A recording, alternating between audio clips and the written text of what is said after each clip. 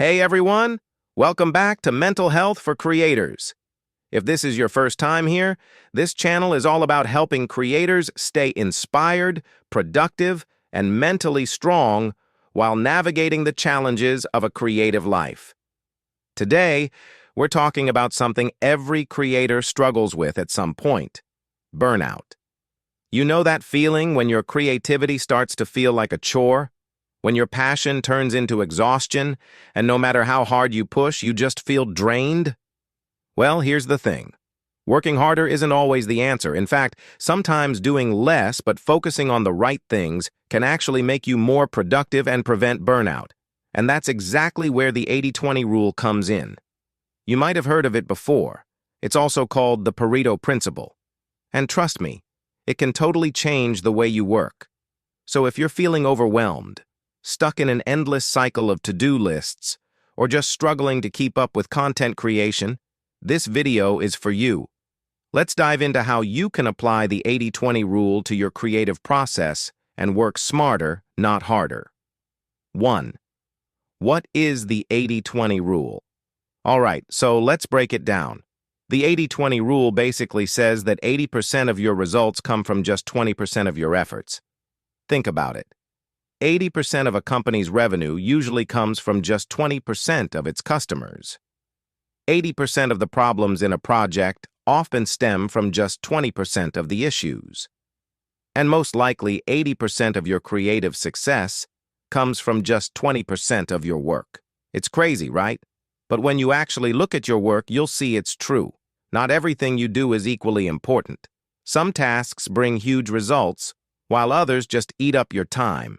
And that's the key to avoiding burnout, focusing on the high-impact 20% and cutting out the stuff that doesn't really matter. 2. How to find your 20%. What actually moves the needle? Now, the big question is, how do you figure out what your 20% is? How do you know which tasks actually bring results and which ones are just keeping you busy? Here's how to do it. Step 1. Look at what's working. Take a step back and analyze your past work. What content has performed the best? Which projects brought you the most engagement, revenue, or growth? Most likely, a small percentage of your work is driving the biggest impact. Maybe only a few of your videos bring in most of your views. Maybe a handful of blog posts drive most of your website traffic. Once you know what's working, you can double down on that instead of wasting time on things that don't bring results. Step 2. Cut out the unnecessary stuff. Not everything you do actually helps you grow. Some tasks are just busy work, things like spending hours tweaking minor details that no one notices, obsessing over editing when a simple version would work just fine, constantly scrolling through social media in the name of research. If a task isn't helping you grow, maybe it's time to simplify it, delegate it, or just stop doing it altogether. Step 3. Prioritize the important stuff. Once you've figured out your high-impact 20%, make it your main focus. Block out time for it, and don't let low-value tasks steal your energy. 3. How to apply the 80-20 rule to content creation. So how do we actually use this in real life? How do we make it work in our creative process? Here are a few practical ways to apply the 80-20 rule in content creation. First, focus on what actually works. Not all content is equal. Instead of trying to do everything, focus on what actually brings results. For example, if videos bring you the most engagement, prioritize video over other formats. If a certain type of content is getting more attention, lean into that style instead of constantly experimenting. If a particular platform drives most of your traffic, focus on that instead of being everywhere. It's all about working smarter, not harder. Second, batch your work for maximum efficiency. Multitasking is the enemy of productivity. Instead of constantly switching tasks, try batching your work. Record multiple videos in one session instead of filming one at a time. Write several blog posts in one sitting. Edit multiple projects in bulk to avoid constantly shifting focus. This way, you get more done in less time, and you avoid burnout.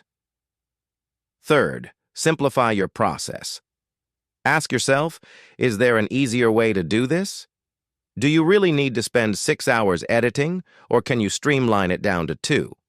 Do you need to write long captions for every post, or can a short and impactful message be enough? Do you always have to create brand new content, or can you repurpose older content into different formats? The goal is to eliminate unnecessary stress and focus on what actually matters. 4. Balancing productivity and mental health. Now, even with the best strategy, burnout can still happen. The key is to make sure you're balancing work and well-being. First, set clear boundaries. Define your work hours and stick to them. Schedule breaks. Resting isn't laziness, it's part of long-term success. Say no to projects that don't align with your goals. The next dot. Listen to your energy levels. We all have peak creative hours. Figure out when you work best and schedule deep work during those times. If you're most productive in the morning, use that time for high-focus tasks. If you're slower in the afternoon, schedule lighter tasks then. The last one. Celebrate small wins. Burnout often comes from chasing perfection instead of progress.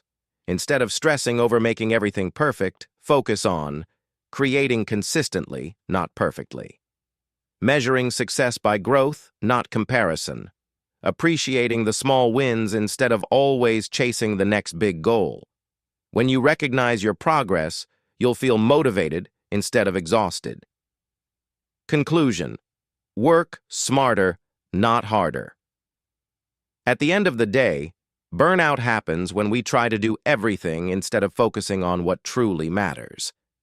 The 80-20 rule is a game changer because it helps us see that most of our success comes from just a few key efforts. So instead of wasting energy on tasks that don't matter, let's focus on what actually moves the needle. Before you go, ask yourself, what's the 20% of your work that brings 80% of your success? Once you figure that out, put your energy there and watch your productivity and well-being improve. If this video helped you, let me know in the comments. What's one thing you're going to change in your workflow? And don't forget to like, subscribe, and turn on notifications so you never miss new content on staying creatively healthy. Remember, creativity is a marathon, not a sprint. Take care of yourself and keep creating.